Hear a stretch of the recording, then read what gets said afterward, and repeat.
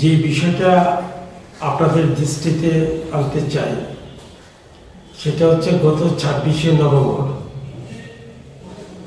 সর্বভারতীয় আমাদের একটা কর্মসূচি ছিল। সংযুক্ত কিষাণ মোর্চা এবং সারা ভারত কৃষক সভা, দেশের কেন্দ্রীয় যে ট্রেড ইউনিয়নগুলো মজুরি ইউনিয়ন যুক্তভাবে আমাদের রাজ্যে এই কর্মসূচিটা আমরা প্রতিপালন করি। সেদিন এই কর্মসূচি প্রতিপালন করতে গিয়ে ধর্মনগরে বিজেপি আশ্রিত গুন্ডাদের দ্বারা আমাদের বেশ কয়েকজন সংগ্রামী সহযোদ্ধা তারা আহত হয়েছেন, কেউ কেউ দৈহিকভাবে এতটা আক্রান্ত হয়েছেন তাদেরকে হাসপাতালে দীর্ঘদিন চিকিৎসারত অবস্থায় থাকতে হয়েছে। 2-3 জনকে রাজ্যের বাইরেও পাঠাতে হয়েছে উন্নত চিকিৎসার জন্য।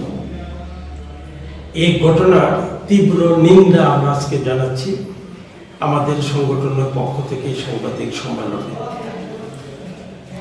দ্বিতীয় বিষয়টা হচ্ছে আমাদের যে ত্রিপুরা ক্ষেতমজুর ইউনিয়ন রাজ্যের একটি অন্যতম বৃহত্তম শ্রেণী সংগঠন। এই সংগঠনের সম্মেলন আমরা নির্দিষ্ট সময়ে সম্পন্ন করি। একমাত্র আমাদের সংগঠনের প্রাথমিক কমিটির সম্মেলন আমরা প্রতি বছর করি। তার উপর দিক থেকে অঞ্চল, বিভাগ, জেলা এবং রাজ্য প্রতি 3 বছর বাদে বাদে আমাদের এই সম্মেলনগুলো আমরা সংগঠিত করি। এই সময়ের মধ্যে রাজ্যের 830টি প্রাথমিক কমিটির সম্মেলন আমরা সম্পন্ন করি, 196টি অঞ্চল কমিটির সম্মেলন আমরা সম্পন্ন করি, তারপরে 24টি বিভাগীয় পরিষদের সম্মেলন আমরা সম্পন্ন করি, আর 8টি জেলা সম্মেলনও সেখানে আমরা সম্পন্ন করে আগামী 6 এবং 7 ডিসেম্বর আমাদের দ্বাদশ রাজ্য সম্মেলন উদয়পুর আর সোনামুড়া টাউন হলে আমরা সংগঠিত করছি। এই বিভিন্ন স্তরের যে আমাদের সম্মেলনগুলো আমরা সংগঠিত করলাম তাতে বলা যেতে পারে প্রায় 100% প্রতিনিধি এই বিভিন্ন স্তরের সম্মেলনগুলোতে প্রতিনিধিত্ব করেছেন। আমাদের দ্বাদশ রাজ্য সম্মেলন 6-7 ডিসেম্বর যেটা সোনামুড়ায় অনুষ্ঠিত হবে তাতে 318 জন আমাদের স্টেট কমিটির মেম্বার সহ 318 জন প্রতিনিধি সেই দ্বাদশ রাজ্য সম্মেলনে প্রতিনিধিত্ব করবে।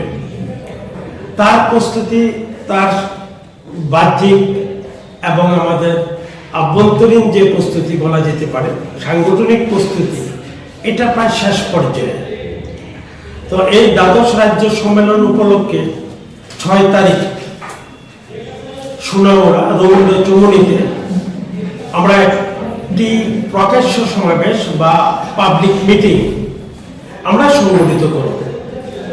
তাতে বক্তা হিসাবে উপস্থিত থাকবেন আমাদের সংগঠনের সর্বভারতীয় সভাপতি, সিপিএম পার্টির পলিট ব্যুরোর সদস্য এ বিজয় রাঘবন।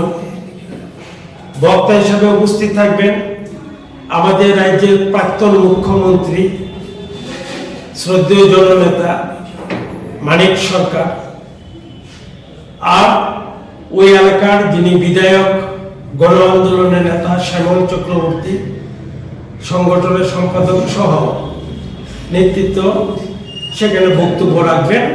আর সেই জনসভার সভাপতি থাকবেন আমাদের রাজ্য পরিষদের সভাপতি রাধা বল্লভ দেবনাথ। এবং এই জনসভাকে সফল করবার জন্য ইতিমধ্যে সোনামুড়া বিভাগ জুড়ে ব্যাপক প্রচার অভিযান সংগঠিত হচ্ছে। আমরা আশাবাদী হয়তোবা রেকর্ড সংখ্যক এই সময়ের মধ্যে বা সাম্প্রতিক অতীতের মধ্যে বলা যেতে পারে সবচেয়ে ভালো জমায়েত আমরা সেখানে সংগঠিত করব। আমাদের এই যে সম্মেলন, দ্বাদশ রাজ্য সম্মেলন অনুষ্ঠিত হবে সোনামুড়ায় টাউন হলে। সেখানে আমরা আমাদের এই গুরুত্বপূর্ণ শ্রেণীর সংগঠনটাকে কি করে আরো শক্তিশালী করা যায়, এই সংগঠনের লক্ষ্য উদ্দেশ্য সম্প্রসারণের জন্য কি সময় উপযোগী কর্মসূচি গ্রহণ করা যেতে পারে এবং আমাদের আগামী দিনের লড়াই আন্দোলনের অভিমুখ কি হবে, সেই বিষয়ে আমরা সম্মেলনের মধ্যে আলোচনা করে সিদ্ধান্ত গ্রহণ করব। তো সেই সম্মেলন আমরা 3 বছর 11 মাস বাদে আমরা সংগঠিত করছি। বিভিন্ন কারণে নির্দিষ্ট সময়ে করা যায়নি। তো যাই হোক, সেই সম্মেলন অনুষ্ঠিত হবে। আর আমাদের এই সম্মেলনকে দ্বাদশ রাজ্য সম্মেলনকে উদ্বোধন করবেন আমাদের সংগঠনের সর্বভারতীয় কমিটির সাধারণ সম্পাদক বি ব্যাংকট। উনি উদ্বোধন করবেন। আর থাকবেন সিপিআইএম পার্টি রাজ্য সম্পাদক পলিট ব্যুরো সদস্য জিতেন্দ্র চৌধুরী, থাকবেন আমাদের অল ইন্ডিয়া কমিটির ভাইস প্রেসিডেন্ট বানুলাল শাহ। তারা আমাদের সেই সম্মেলনে উপস্থিত থাকবেন এবং বক্তব্য রাখবেন। কথাটা আপনাদের কাছে বলতে চাইছি যে আমাদের এই সংগঠন বিগত 3 বছর 11 মাসে জনজীবনের যে সমস্যাগুলি রয়েছে, এই সমস্যাগুলি নিয়ে আমরা প্রশাসনের বিভিন্ন স্তরে সেখানে আন্দোলন সংগঠিত করেছি। আমরা কখনো প্রতিনিধিমূলক ডেপুটেশন দিয়েছি প্রশাসনের আধিকারিকদের কাছে, কখনো গণ ডেপুটেশন আমরা সংগঠিত করেছি, কখনো গণ অবস্থান আমরা সংগঠিত করেছি। সবটাই ছিল জনগণের আশু এবং আদায়যোগ্য যে দাবিগুলো আছে, এই দাবি সম্বলিত বিষয়গুলো নিয়ে আমরা আন্দোলন সেখানে সংগঠিত করেছি। আমরা আন্দোলন সংগঠিত করেছি বিভিন্ন পঞ্চায়েতে, ভিলেজ কমিটিগুলোতে, স্থানীয় দাবিতে। সে রাস্তা হতে পারে, পানীয় জল হতে পারে, স্বাস্থ্য পরিষেবা হতে পারে, শিক্ষা হতে পারে, কাজ খাদ্যের দাবি হতে পারে। এই সমস্ত বিষয়গুলো নিয়ে আমরা স্থানীয় পর্যায়ে গোটা রাজ্যে ধর্মনগর থেকে সাবরুম পর্যন্ত সেখানে আন্দোলন আমরা সংগঠিত করেছি। এবারও দ্বাদশ রাজ্য সম্মেলনে আমাদের যে আমরা গোটা রাজ্যে আরো যেন ব্যাপক পরিসরে জনগণকে যুক্ত করে আন্দোলন সংগঠিত করা যায়, তার জন্য আমরা সিদ্ধান্ত গ্রহণ করব। আমরা সিদ্ধান্ত গ্রহণ করব রাজ্যের উপজাতি অনুপজাতি অংশের মধ্যে যারা খেত মজুর, তাদেরকে যেন রাজনৈতিক দৃষ্টিকোণ থেকে, সাংগঠনিক দৃষ্টিকোণ থেকে, মতাদর্শগতভাবে তাদেরকে আমরা সংগঠিত করতে পারি। তার জন্য আমরা সম্মেলনে সেখানে বিশদভাবে সেখানে আমরা আলোচনা করব। এ হচ্ছে আমার দিক থেকে সংক্ষিপ্তভাবে বলার বিষয়। আর এখন আপনাদের কাছে বলবেন আমাদের all India vice president Banulal Shah. সম্মেলনকে সামনে রেখে আমাদের সম্পাদক বিস্তৃতভাবে বলেছেন যে আমরা এই সম্মেলনকে সামনে রেখে বিগত দিনে আমরা যে কাজ করেছি এবং জনসভার মধ্য দিয়ে মানুষের কাছে যে মেসেজটা আমরা দিতে চাই, এগুলো উনি বলেছেন। আমরা একটা শ্রেণী সংগঠন, এই শ্রেণী সংগঠন মূলত তার সমস্যা হলো কাজ এবং মজুরি। এই দুটি বিষয়ই আমাদের প্রধান সমস্যা হিসেবে, আন্দোলনের মুখ হিসেবে আমরা এটাকে নিয়ে যাই সকলের কাছে। দ্রব্যমূল্য বাড়ছে, মজুরি বাড়ছে না। প্রতিশ্রুত মজুরি তারা দিচ্ছে না। রাজ্যে বর্তমান যে সরকার আছে তারা বলেছিল রেগায় 200 দিনের কাজ, দৈনিক 340 টাকা মজুরি তারা দেবে। এই প্রতিশ্রুতি তারা পালন করেনি। আমাদের সংগঠনের সর্বভারতীয় দাবি রেগাতে 200 দিনের কাজ এবং 600 থেকে 700 টাকা দৈনিক মজুরি দেওয়া। কেন্দ্রীয় সরকার যে মজুরি দিচ্ছে রেগাতে, এই বছর সর্বশেষ যে হিসাব সেটা হলো সর্বনিম্ন 226 টাকা, সর্বোচ্চ 380 থেকে 390 টাকা।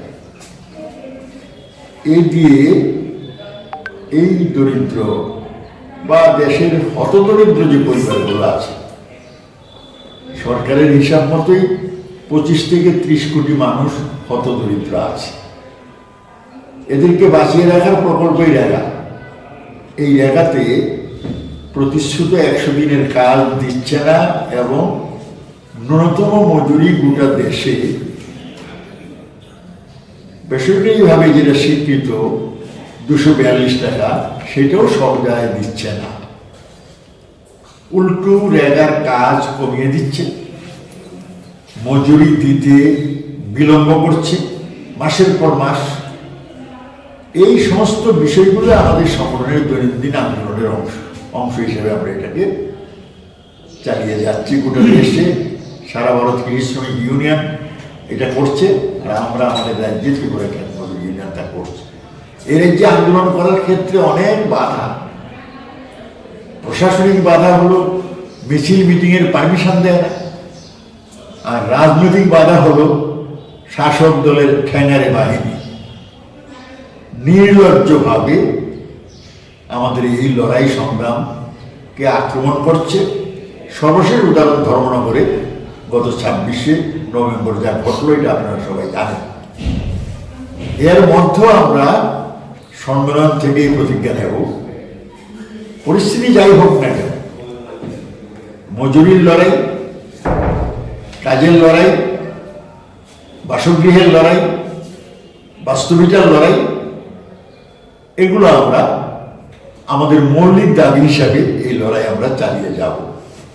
এই সম্মেলনে সংগঠনের নিচুতলা থেকে উপরতলা পর্যন্ত সকল অংশের প্রতিনিধিরা থাকবে। তারা বসে আলোচনা করে সেই সিদ্ধান্ত নিয়ে আগামী দিনে জোরদার লড়াই আন্দোলন করবে। এটাই আমাদের সম্মেলনে আপনাদের মাধ্যমে সকলের কাছে প্রচারের জন্য আমরা আবেদন রাখছি। তৃতীয় হচ্ছে, তাতে আমরা কমরেড সীতারাম ইয়েচুরি নগর হিসাবে এটাকে ঘোষণা করা হয়েছে একটা দিক। দ্বিতীয় বিষয়টা হচ্ছে ফসল কাটার মৌসুম চূড়ান্ত হবে, তারপরে এখন থেকে কৃষক বা ক্ষেত মজুররা এত কিছুর পরেও জমায়েতটাকে সর্বাধিক গুরুত্ব দিয়ে গ্রামে গ্রামে একদম থলিবাড়ি মাইক্রোসা থেকে আরম্ভ করে আপনার বক্সনগর পর্যন্ত, এদিকে নকলিরাম, নলছর, এই সমস্ত দিকে ব্যাপক প্রচার প্রস্তুতি চলছে। আমাদের সম্পাদক শুরুতে যেটা বলেছেন, সমাবেশটাকে ইদানিংকালের মধ্যে বৃহত্তর সমাবেশে পরিণত করার জন্য সার্বিকভাবে উদ্যোগ আছে, মানে প্রাথমিক স্তর থেকে একদম জেলা স্তর পর্যন্ত। এই হচ্ছে মোটামুটি। আর আমরা এই বিশেষ সময়ের মধ্যে 3টা সেমিনার করেছি। একটা মানে সংবিধান আক্রান্ত কী করে এটাকে মোকাবেলা করা যায় এই বিষয়ের উপরে কাঠালিয়া, কুলুবাড়ি এবং দুর্লভ নারায়ণ। তার বাইরে স্টেট লেভেল থেকে উদয়পুরে আমরা একটা করি, পশ্চিম জেলাতে